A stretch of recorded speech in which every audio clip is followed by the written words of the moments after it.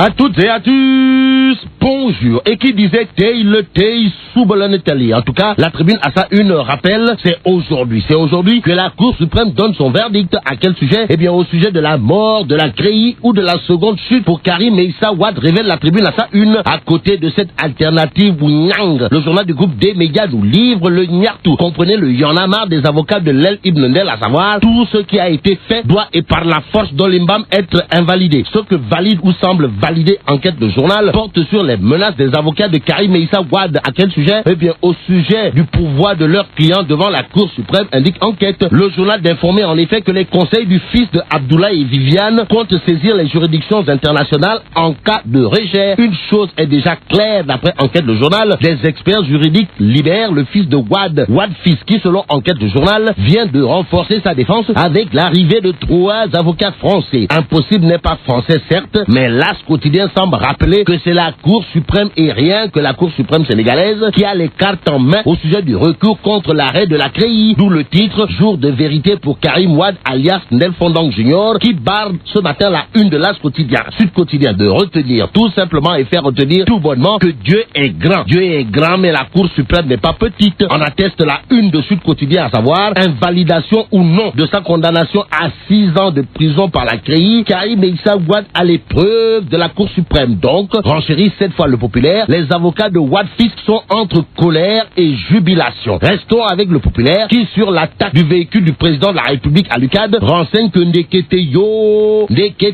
un jeune du parti Réumi de Ndabal Kadior, arrêté par la police. Waouh. Et même dans le populaire, c'est Tierno Bokoum, honorable député qui paraît dépité. Aladji Tierno Bokoum, réumiste, dans le populaire, parle d'enlèvement de Barangay, où le jeune du parti Réumi, arrêté par la police. Le député du parti Réumi, contrôlé Aladji Tierno Bokoum, va jusqu'à soupçonner une volonté de décapiter les mouvements étudiants de l'opposition. L'opposition du parti de Ndabal Kadior fait également la une de Grand Place. Le journal revient sur la prolongation des jets de pierre de l'UCAD et l'arrestation du réumiste Barangay. En notant, Réumi parle d'enlèvement. En tout cas, il dit soupçonne Macky de décapiter l'opposition universitaire.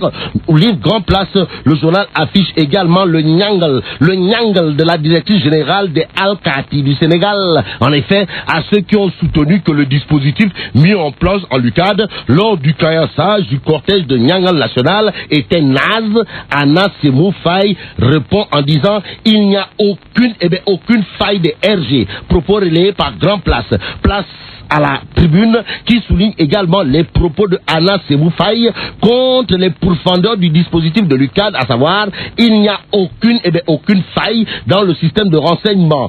Ce que nous renseigne également la tribune porte sur la déclaration de Abdoulaye Daouda Diallo sur la fausse alerte à la bombe. Comprenez, il faut des stratégies de sécurité plus engagées. Aussi, monsieur le ministre de l'Intérieur, toujours dans la tribune, dira on va débusquer la personne qui est à l'origine de l'alerte. Toujours au sujet de la fausse alerte au Radisson Blu, le quotidien nous livre que l'État s'exerce au pire. Déjà, le quotidien informe la sécurité sera renforcée dans les hôtels selon monsieur le ministre de l'Intérieur. Les propos de Abdoulaye Daouda Diallo sont également à une du populaire. Le journal revient dans ses colonnes sur une réunion des femmes de Benno Bokk Yakaar qui en ont profité pour s'en prendre à la lionne du Baod Aïda Mbodj. À ce sujet, c'est Mariam Badiane qui soutient que Aïda Mbodj ne peut pas, par des agitations stérile, ternir l'image de Macky Sall, écrit le populaire dans ses colonnes. La tribune, pendant ce temps, annonce la nomination de ABC, comprenez Alioune Badara Cissé, comme médiateur de la République. Ainsi, peut-on parler de l'ABC de la décrispation, interroge la tribune.